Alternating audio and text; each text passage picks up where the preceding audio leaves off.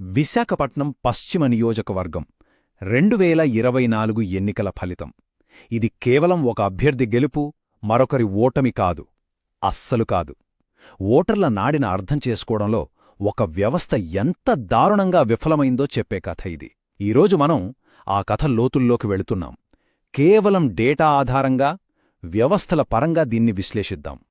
మన విశ్లేషణ మొదలయ్యేది ఆంధ్రప్రదేశ్లోని విశాఖపట్నం పశ్చిమ నియోజకవర్గం నుంచే.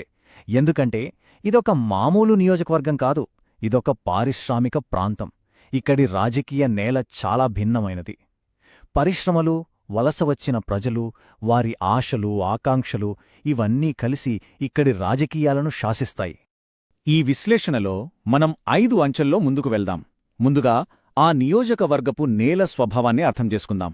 తర్వాత అంకెలు మనకు చెబుతున్న అసలు కథేంటో చూద్దాం. ఆ తర్వాత ఈ తీర్పు ఎందుకు ఇలా మారిపోయింది, దీని వెనుకున్న కారణాలేంటి, తర్వాత పాలన కోసం ఒక బ్లూ ప్రింట్ ఎలా ఉండాలి, చివరగా కోల్పోయిన నమ్మకాన్ని తిరిగి ఎలా గెలుచుకోవాలి అనే విషయాలను చర్చిద్దాం. సరే, మరి మొదలు పెడదాం. అసలు ఈ విశాఖ పశ్చిమ అంటే ఏమిటి? ఇక్కడి ఓటర్ల మనస్తత్వం ఎలాంటిది? ఏదైనా విశ్లేషణకు పునాది సరైన అవగాహనతోనే మొదలవుతుంది. చూడండి, ఈ నియోజకవర్గపు సామాజిక స్వరూపం చాలా సంక్లిష్టమైనది. సుమారు 2,09,000 ఓటర్లు. కాపు, గవర, యాదవ లాంటి బలమైన సామాజిక వర్గాలు ఇక్కడ ఉన్నాయి. కాని అసలైన గేమ్ చేంజర్స్ ఎవరంటే ఉత్తర భారతదేశం నుండి వలస వచ్చిన సుమారు 38,000 మంది కార్మికులు. వాళ్ల ఓట్లే తరచుగా ఇక్కడ గెలుపోటములను తారుమారు చేస్తాయి. ఇప్పుడు మనం మన అభిప్రాయాలను, ఊహాగానాలను కాసేపు పక్కన పెడదాం. వాస్తవాలు ఏం చెబుతున్నాయో చూద్దాం. అంకెలు ఎప్పుడూ అబద్ధం చెప్పవు. ఆ ఎన్నికల రోజున ఓటర్లు అంకెల రూపంలో చెప్పిన కథను ఇప్పుడు మనం విందాం. ఈ సంఖ్యను చూడండి, 35,184. ఇది ఏదో చిన్న ఆధిక్యం కాదు, ఇది ఒక సుస్పష్టమైన, చాలా శక్తివంతమైన తీర్పు. ఈ ఒక్క సంఖ్య చాలు వైఎస్ఆర్సీపీ ఓటమి స్థాయి ఎంత పెద్దదో చెప్పడానికి. అయితే అసలు కథ ఈ సంఖ్యలో దాగి ఉంది. 72%. 2019లో ఇదే నియోజకవర్గంలో కేవలం 58% పోలింగ్ జరిగితే ఈసారి ఏకంగా 72%కి పెరిగింది. ఇది సాధారణ పెరుగుదల కాదు. ఇది మార్పును కోరుతూ ప్రజలు పోలింగ్ బూతులకు పోటెత్తిన ఒక ప్రభంజనం. ఈ గ్రాఫ్ చూస్తే మొత్తం కథ ఒక్కసారిగా అర్థమైపోతుంది. చూడండి, వైఎస్ఆర్సీపీ ఓట్ల వాటా 2019లో సుమారు 37%, 2024లో కూడా సుమారు 37%. అంటే వారి ఓటు బ్యాంకు దాదాపు నిలకడగా ఉంది. కాని టీడీపీ ఓట్ల వాటా చూడండి, 51% నుండి ఏకంగా 60%కి పెరిగింది. అంటే కొత్తగా ఓటు వేయడానికొచ్చిన ఆ ప్రభంజనం మొత్తం ప్రభుత్వానికి వ్యతిరేకంగా, ప్రతిపక్షానికి అనుకూలంగా మారిందని స్పష్టంగా తెలుస్తోంది.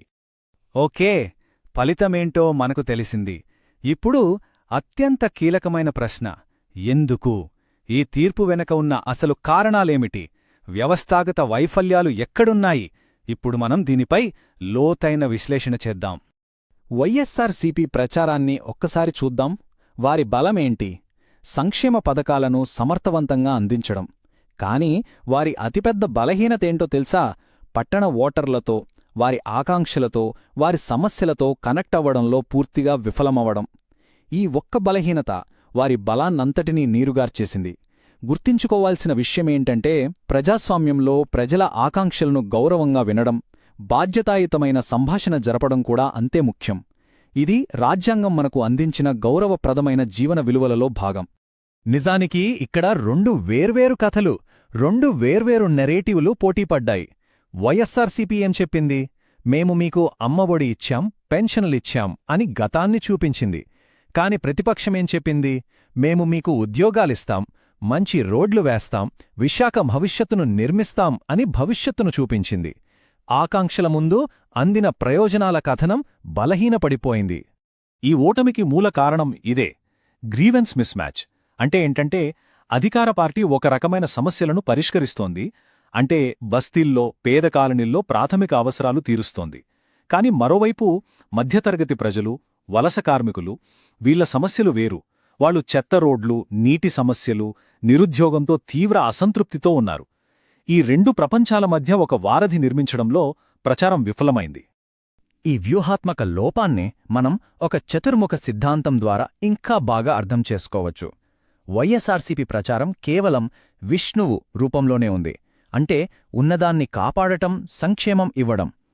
కాని ప్రతిపక్షం శివుడిలా ఈ పాత పాలనను నాశనం చేస్తామని, బ్రహ్మలా కొత్త ఉద్యోగాలను, రాజధానిని సృష్టిస్తామని, దుర్గలా స్థానిక ఆత్మగౌరవాన్ని కాపాడతామని ఇలా 4 ముఖాలతో ప్రచారం చేసింది. మిగిలిన 3 ముఖాలపై వైఎస్ఆర్సీపీ ప్రచారం దాదాపు మౌనంగా ఉండిపోయింది. సరే, ఇప్పటివరకు మనం సమస్యను విశ్లేషించాం. ఇప్పుడు పరిష్కారం వైపు అడుగులు వేయాలి. వ్యాధిని నిర్ధారించడం ఎంత ముఖ్యమో సరైన మందు ఇవ్వడం కూడా అంతే ముఖ్యం. కోల్పోయిన నమ్మకాన్ని తిరిగి సంపాదించడానికి, పాలనను పునర్నిర్మించడానికి ఒక స్పష్టమైన, ఆచరణాత్మకమైన ప్రణాళికను ఇప్పుడు మనం చూద్దాం. నమ్మకాన్ని తిరిగి పొందాలంటే ప్రతి వర్గాన్ని ప్రత్యేకంగా చేరుకోవాలి. యువత కోసం ఉద్యోగమేళాలు, నైపుణ్య కేంద్రాలు, మహిళల కోసం ఆరోగ్య శిబిరాలు, కీలక సామాజిక వర్గాలతో వారధులు నిర్మించడం, క్షేత్రస్థాయిలో బూత్ కమిటీలను బలోపేతం చేయడం, ఇంకా ప్రజలను ఎక్కువగా ఇబ్బంది పెడుతున్న రోడ్లు, డ్రైనేజీ వంటి మౌలిక సదుపాయాలను వెంటనే బాగుచేయడం. ఇది కేవలం ప్లాన్ కాదు, ఇదొక రోడ్ మ్యాప్.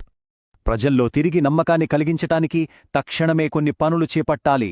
విద్యా కానుక ఫేర్స్ నిర్వహించడం, ప్రతి నెల ఆరోగ్య శిబిరాలు ఏర్పాటు చేయడం, యువత కోసం స్కిల్ హబ్స్ ప్రారంభించడం ఇలాంటివి.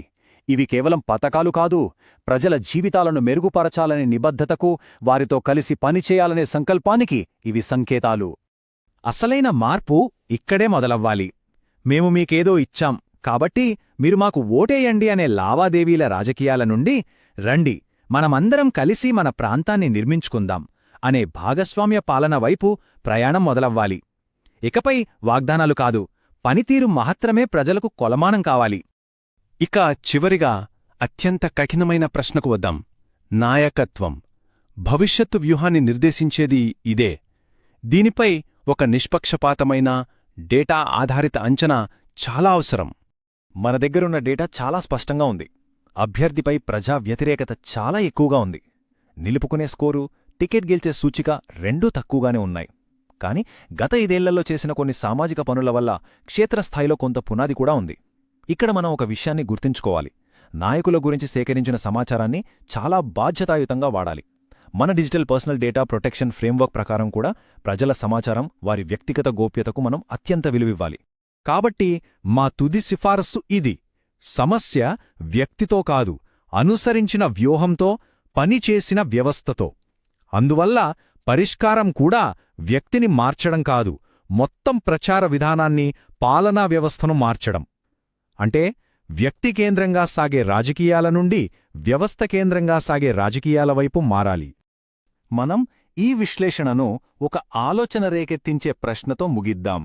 అంతిమ లక్ష్యం ఒక ఎన్నికలో గెలవడమా, లేక ప్రజలకు సేవ చేసే హక్కును, ఆ అవకాశాన్ని సంపాదించుకోవడమా? ఎందుకంటే గెలుపు అనేది ముగింపు కాదు, అది సేవ చేయడానికి ఒక ఆరంభం మాత్రమే.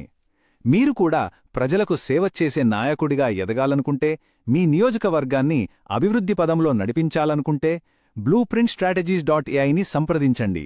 mgr@blueprintstrategies.ai కి ఈమెయిల్ చేయండి, లేదా 08042041602 నెంబర్కు కాల్ చేయండి. Purpose beyond politics.